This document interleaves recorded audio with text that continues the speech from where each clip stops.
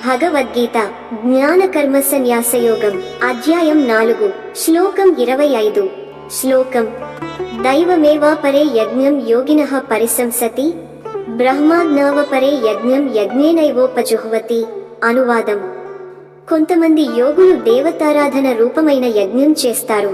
మరికొంతమంది బ్రహ్మాగ్ని జ్ఞానాగ్ని లో తాము చేసే యజ్ఞాన్ని సమర్పిస్తారు. వివరణ: ఇక్కడ కృష్ణుడు వివిధ రకాల యజ్ఞాలను వివరిస్తున్నారు. కొందరు భక్తులు దేవతా పూజను అత్యున్నత యజ్ఞంగా భావించి సమర్పణ చేస్తారు.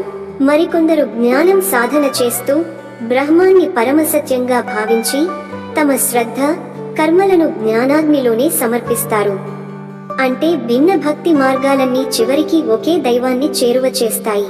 తాత్విక సందేశం: దేవతారాధన అయినా జ్ఞానారాధన అయినా అన్నీ దైవానికే సమర్పణ కావాలి.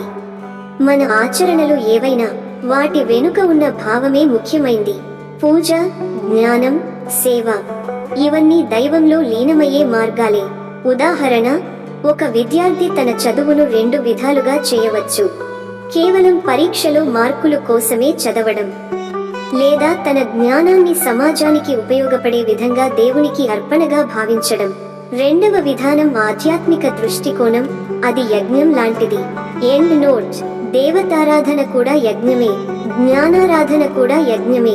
మనసు దైవానికే అర్పణ అయితే ప్రతిక్రియ యజ్ఞమవుతుంది. ఓం శాంతి శాంతి శాంతి. లైక్ చేయండి. ఈ తాత్విక సందేశాన్ని మీ మిత్రులతో షేర్ చేసుకోండి. తదుపరి శ్లోకానికి ఛానల్ సబ్స్క్రైబ్ చేయండి. ధన్యవాదములు. జై శ్రీ కృష్ణ.